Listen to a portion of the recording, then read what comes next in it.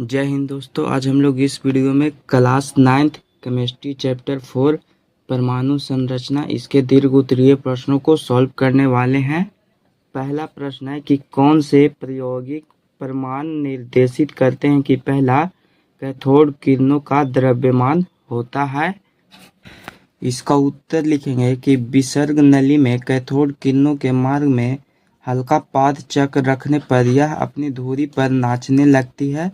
इससे सिद्ध होता है कि ये किरणें अत्यंत छोटे छोटे द्रव्यमान से बनी होती है।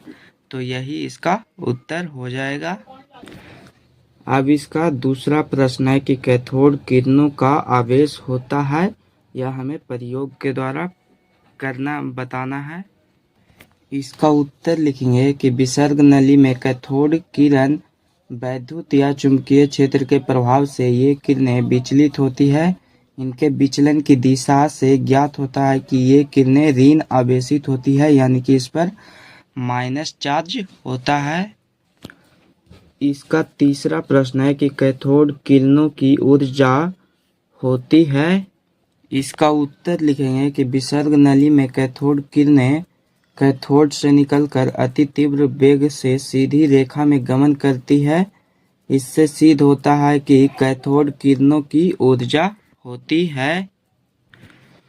अब इसका चौथा प्रश्न है कि कैथोड किरणें सभी पदार्थ के मौलिक अवयव हैं। इसका उत्तर लिखेंगे कि थॉमसन ने कणों के आवेश यानी कि E और द्रव्यमान m का अनुपात प्रयोगों द्वारा ज्ञात किया। इन्होंने विसर्ग नली में भिन्न भिन्न गैसों तथा भिन्न भिन्न धातुओं के कैथोड का प्रयोग करने पर पता चलता है कि हर हालत में ही एक ही प्रकार के कण निकलते हैं और हर हालत में E/m का मान 1.76 गुना 10⁸ कूलम ग्राम ही पाया गया। इससे सिद्ध होता है कि ये कण सभी परमाणुओं के मौलिक अवयव हैं। और अभी तक आप लोग चैनल को सब्सक्राइब नहीं किए होंगे तो सब्सक्राइब कर लेंगे और अपने दोस्तों के पास वीडियो को ज़्यादा से ज़्यादा शेयर कर देंगे। इसका दूसरा प्रश्न है कि निम्नलिखित के आविष्कारकों द्वारा कैसे निर्देशित होता है कि डाल्टन का परमाणु नियम अपर्याप्त है। पहला है कैथोड किरण और इसका तीसरा है एनोड किरण। तो हम लोग इन दोनों का एक ही आंसर लिखेंगे। तो लिखेंगे कि कैथोड किरण यानी कि इलेक्ट्रॉन होते हैं और एनोड किरण जिसको प्रोटॉन कहा जाता है। तो लिखेंगे कि डाल्टन के सिद्धांत के अनुसार परमाणु विभाजित नहीं होता है, लेकिन आधुनिक प्रयोगों से स्पष्ट होता है कि परमाणु को विभाजित किया जा सकता है तथा ये कण इलेक्ट्रॉन, प्रोटॉन तथा न्यूट्रॉन हैं। और अब इसका दूसरा प्रश्न था नाभिक। इसका उत्तर लिखेंगे कि इस सिद्धांत के अनुसार परमाणु को नष्ट व उत्पन्न नहीं किया जा सकता, यानी कि उसको ना ही खत्म किया जा सकता है और ना ही उसको बनाया किया जा सकता है। लेकिन आधुनिक नाभिकीय रसायन में बड़े परमाणुओं के नाभिक विखंडित होकर छोटे परमाणु के नाभिक में तथा छोटे परमाणुओं के नाभिक परस्पर संयुक्त होकर बड़े परमाणु बनाते हैं। और अब इसका चौथा था समस्थानिक। इसका उत्तर लिखेंगे कि डाल्टन के सिद्धांत के अनुसार किसी तत्व के परमाणु आकार और द्रव्यमान समान होते हैं, यानी कि बराबर होते हैं, लेकिन समस्थानिक की खोज के बाद इस नियम का खंडन हुआ, यानी कि यह असत्य माना गया। समस्थानिकों के अनुसार किसी भी तत्व के सभी परमाणु आकार और परमाणु द्रव्यमान अलग अलग हो सकते हैं। तो आप लोग लिख लेंगे इसका उत्तर। अगला प्रश्न है कि थॉमसन द्वारा इलेक्ट्रॉन का यानी कि E/m निर्धारण कैसे बहुत अर्थपूर्ण साबित हुआ, यद्यपि उन्होंने द्रव्यमान तथा आवेश का निर्धारण नहीं किया था। इसका उत्तर लिखेंगे कि थॉमसन ने इन कणों के आवेश यानी कि E और द्रव्यमान m का अनुपात E/m प्रयोगों द्वारा ज्ञात किया। इन्होंने विभिन्न विसर्ग नलियों का उपयोग किया, विभिन्न धातुओं के इलेक्ट्रोडों का काम में लाया तथा विसर्ग नली में विभिन्न गैसों का प्रयोग किया। हर हालत में E/m का मान 1.76 गुना 10⁸ कूलम बटा ग्राम ही पाया गया। इससे सिद्ध होता है कि ये कण सभी परमाणुओं के अनिवार्य अवयव हैं, यानी कि इसके जरूरी अवयव हैं। इन्हीं कणों का नाम इलेक्ट्रॉन रखा गया। इस प्रकार थॉमसन ने इलेक्ट्रॉन का E/m का निर्धारण कर इलेक्ट्रॉन के द्रव्यमान को ज्ञात करने में सराहनीय कार्य किया, यानी कि उसने इलेक्ट्रॉन का नामकरण किया। अतः आगे के प्रयोग में अर्थपूर्ण साबित हुआ, यानी कि यह सही साबित हुआ। अब इसका अगला प्रश्न है कि निम्नलिखित बातों को ध्यान में रखते हुए रदरफोर्ड की स्वर्ण पत्थर वाले प्रयोग का सविस्तार वर्णन करें। पहला है प्रायोगिक वर्णन। हम लोग प्रयोग के बारे में लिखेंगे कि रदरफोर्ड ने प्रयोग के अंतर्गत रेडियो सक्रिय पदार्थ रेडियम द्वारा तीव्र गति से निकले अल्फा कणों का सोने के पत्थर पर प्रहार कराया गया। कण का आवेश +2 और द्रव्यमान 4 इकाई होता है। यह वस्तुतः He2 प्लस आयन है।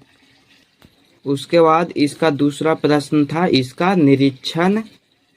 तो हम लोग निरीक्षण में देखेंगे कि रदरफोर्ड ने जब सोने के पत्थर पर अल्फा कणों से प्रहार किया तो उसने देखा कि पहला निरीक्षण कि अधिकांश अल्फा कण अपने मार्ग से बिना विचलित हुए स्वर्ण पत्थर को पार करके सीधे निकल जाते हैं, और दूसरा कि कुछ अल्फा कण अपने मार्ग से थोड़ा विचलित हो जाते हैं, और तीसरा कि बहुत ही कम अल्फा कण जिसकी संख्या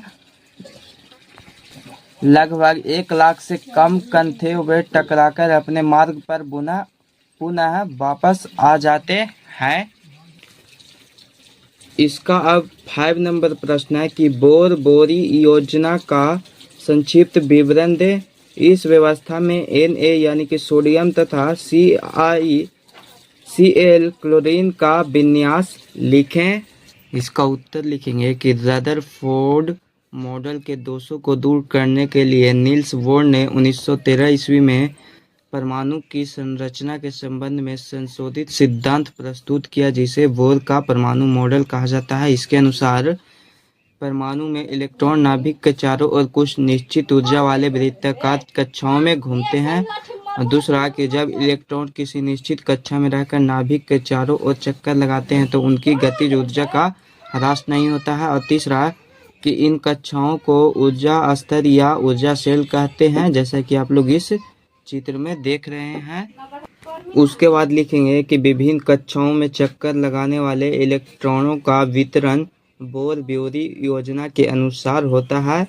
तो इसके अनुसार देख सकते हैं कि किसी भी कक्षा में इलेक्ट्रॉनों की अधिकतम संख्या को निकालने का सूत्र होता है वह 2n² होता है। तो प्रथम कक्षा में 2 इलेक्ट्रॉन होते हैं, द्वितीय कक्षा में 8 इलेक्ट्रॉन रह सकते हैं, तृतीय कक्षा में 18 और चतुर्थ कक्षा में 32 इलेक्ट्रॉन रह सकते हैं, जबकि सबसे बाहरी कक्षा होता है उसमें 8 ही इलेक्ट्रॉन हो सकते हैं।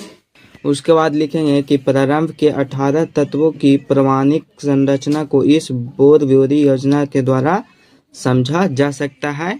जैसा कि आप लोग ये देख सकते हैं बोर बोरी योजना ये रहा। इसमें जो 18 तत्व हैं उनको कक्षाओं में बांटा गया है, तो 18 तत्वों को ही सिर्फ बांटा गया। उसके बाद यह योजना काम नहीं करती है, यानी कि यह जो बनाया गया था कानून यह काम नहीं करता है, तो इसी को ही सिर्फ ये रहा समझाया गया था। उसके बाद प्रश्न था कि सोडियम का इलेक्ट्रॉनिक विन्यास। तो ये रहा सोडियम का परमाणु संख्या 11 होता है। तो इसके प्रथम कक्षा में 2 इलेक्ट्रॉन होंगे, द्वितीय कक्षा में 8 इलेक्ट्रॉन और तृतीय कक्षा में 1 इलेक्ट्रॉन हो जाएंगे। तो इसका इलेक्ट्रॉनिक विन्यास हो जाएगा 2 8 1। और फिर उसके बाद था क्लोरीन का, इसका परमाणु संख्या 17 होता है। तो इसके प्रथम कक्षा में 2 इलेक्ट्रॉन, द्वितीय कक्षा में 8 और तृतीय कक्षा में 7 इलेक्ट्रॉन होंगे। तो इसका इलेक्ट्रॉनिक विन्यास हो जाएगा 2 8 और 7। तो आप लोग समझ गए होंगे। अगला प्रश्न है कि किसी तत्व की परमाणु संख्या से आप क्या समझते हैं? परमाणु संख्या ही परमाणु की मौलिक विशेषता है, इसकी पुष्टि करें। इसका उत्तर लिखेंगे कि परमाणु के नाभिक में उपस्थित प्रोटॉनों की कुल संख्या को परमाणु संख्या कहते हैं। परमाणु संख्या को Z द्वारा सूचित किया जाता है, अतः परमाणु संख्या बराबर प्रोटॉनों की संख्या इक्वल टू इकाई धन आवेशों की संख्या इक्वल टू इलेक्ट्रॉनों की संख्या, यानी कि जो प्रोटॉन की संख्या होता है वह इलेक्ट्रॉन की संख्या के बराबर होता है और वह धन आवेश की संख्या के बराबर होता है। अब हम लोग इसके बाद वाले प्रश्नों का उत्तर लिखेंगे कि परमाणु संख्या प्रोटॉन की संख्या या इलेक्ट्रॉन की संख्या के बराबर होते हैं। प्रोटॉन नाभिक में पाया जाता है जबकि इलेक्ट्रॉन नाभिक के चारों ओर चक्कर लगाता है, जिससे पदार्थ की मौलिक अवस्था बरकरार रहती है, यानी कि बनी रहती है। यही कारण है कि परमाणु संख्या ही परमाणु की मौलिक विशेषता है। तो आप लोग समझ गए होंगे और लिख भी लेंगे।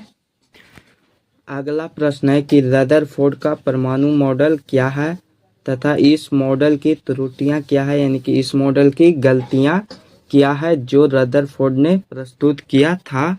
तो सबसे पहले हम लोग रदरफोर्ड का परमाणु मॉडल देखेंगे। तो रदरफोर्ड ने प्रयोग के लिए एक सोने का पत्थर लिया और उस पत्थर पर अल्फा कणों से प्रहार किया। उपयुक्त निष्कर्षों के आधार पर रदरफोर्ड ने परमाणु का नाभिकीय मॉडल प्रस्तुत किया। इसके अनुसार पहला कि परमाणु का संपूर्ण द्रव्यमान उसके नाभिक में होता है, यानी कि बीच में होता है। दूसरा कि परमाणु के अंदर अधिकांश स्थान रिक्त होता है, यानी कि खाली होता है। तीसरा कि परमाणु में ऋण आवेशित इलेक्ट्रॉनों और धन आवेशित प्रोटॉनों की संख्याएं समान होने के कारण परमाणु जो कि विद्युता उदासीन होता है। और चौथा कि नाभिक का आयतन परमाणु के आयतन की तुलना में काफ़ी कम होता है। और पांचवा कि इलेक्ट्रॉन नाभिक के चारों ओर वृत्तीय पथों पर चक्कर लगाते हैं। इन वृत्तीय पथों को कक्षाएं या फिर सेल कहते हैं। अब हम लोग इसके बाद रदरफोर्ड का परमाणु मॉडल की त्रुटियां, यानी कि रदरफोर्ड ने क्या गलतियां किया था परमाणु मॉडल को बनाने में, ये हम लोग लिखेंगे। तो पहला त्रुटि कि रदरफोर्ड ने परमाणु मॉडल की कक्षाओं में उपस्थित इलेक्ट्रॉनों की संख्या निश्चित नहीं की थी, यानी कि उसने यह नहीं बताया था कि किस कक्षा में कितने इलेक्ट्रॉन होंगे और किस कक्षा में कितने इलेक्ट्रॉन नहीं होंगे, ये रदरफोर्ड ने नहीं बताया था। और दूसरा इसकी गलती ये था कि रदरफोर्ड के अनुसार इलेक्ट्रॉन नाभिक के चारों ओर चक्कर लगाया करते हैं, युक्ति संगत नहीं लगता, क्योंकि इस प्रकार का परमाणु कभी अस्थायी नहीं हो सकता। विद्युत चुंबकीय सिद्धांत के अनुसार चक्कर लगाने वाले ऋण आवेशित इलेक्ट्रॉन से लगातार ऊर्जा का ह्रास होता रहेगा और नाभिक के आकर्षण बल के कारण यह नाभिक में गिर जाएगा और परमाणु का विनाश हो जाएगा।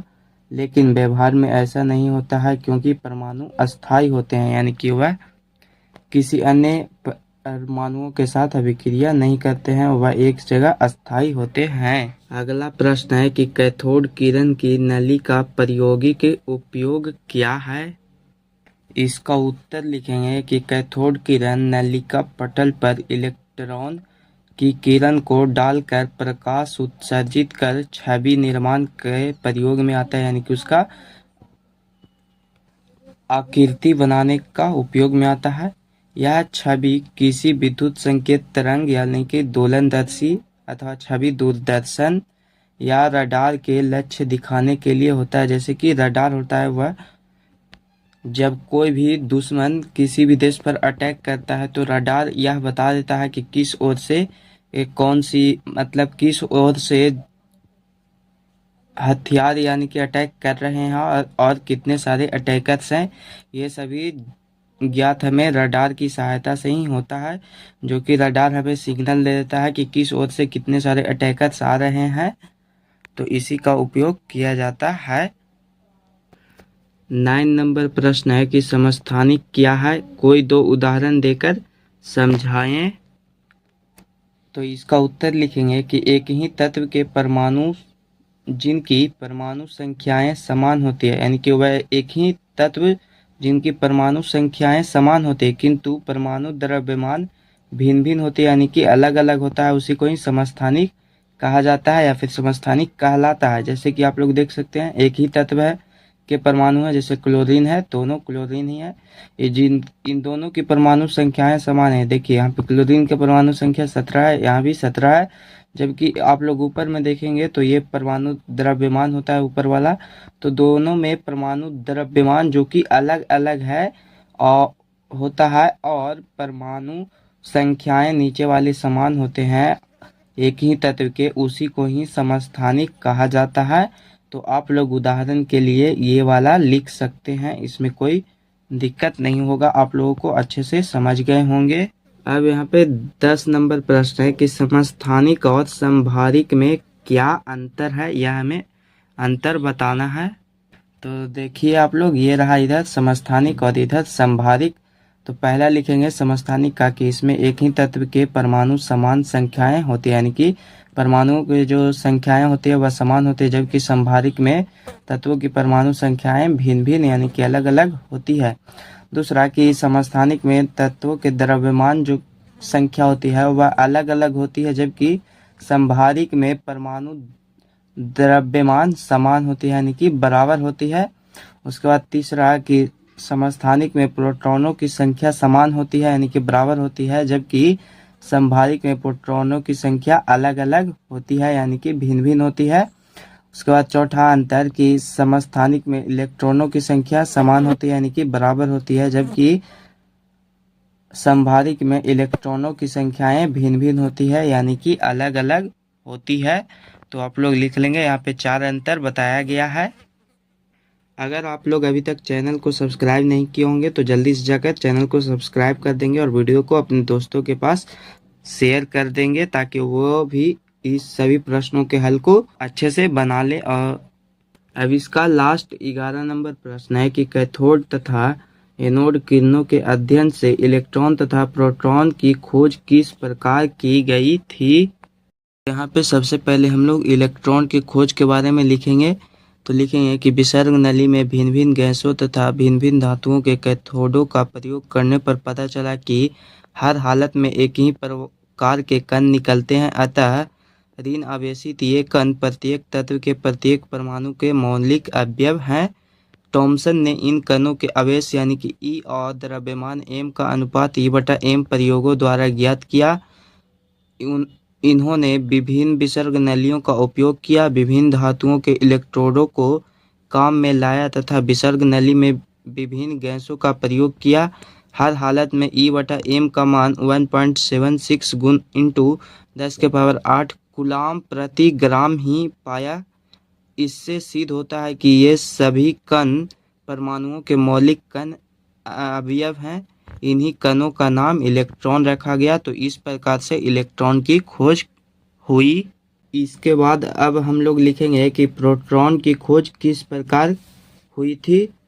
तो गोल्डस्टीन ने बताया कि यदि विसर्ग नली के कैथोड में बारीक छिद्र कर दिया जाए और निम्न दाब 0.01 mm तथा अधिक विभवांतर यानी कि 10,000 वोल्ट पर विद्युत धारा प्रवाहित की जाए तो कुछ विशेष प्रकार की किरणें एनोड से कैथोड की ओर गमन करती है। ये रहा इधर देखिए, एनोड से कैथोड की ओर गमन करती है, जिन्हें एनोड किरण कहते हैं। चूंकि ये किरणें धन आवेश से युक्त होती है अतः इन्हें धन किरणें भी कहते हैं। इन किरणों को कैनाल किरणें भी कहा जाता है, क्योंकि इन किरणों का गमन कैथोड के छेद से या कैनाल होकर होता है। फिर लिखेंगे कि इन किरणों की प्रकृति विसर्ग नली में प्रयुक्त गैस की प्रकृति पर निर्भर करती है। विभिन्न गैसों के लिए आवेश ई और द्रव्यमान एम का अनुपात भिन्न भिन्न होता है। विसर्ग नली में हाइड्रोजन गैस का प्रयोग करने पर इस अनुपात E/m का मान अधिकतम होता है। हाइड्रोजन से प्राप्त धन किरणें एक ही प्रकार के धनात्मक कणों की बनी होती है। इन्हीं किरणों को प्रोटॉन कहते हैं, यानी कि इन्हीं किरणों का नाम प्रोटॉन रखा गया। तो इस प्रकार से इलेक्ट्रॉन और प्रोटॉन के खोज के हुई। तो यहाँ पे सारे प्रश्न सॉल्व हो चुके हैं और अभी तक आप लोग इसके अति लघुत्तरीय और लघुत्तरीय प्रश्नों के हल नहीं देखे हैं तो जाकर देख लेंगे, उसका भी लिंक डिस्क्रिप्शन में दे दिया गया है। तो फिर मिलेंगे हम लोग एक नए वीडियो के साथ, तब तक के लिए जय हिंद जय भारत।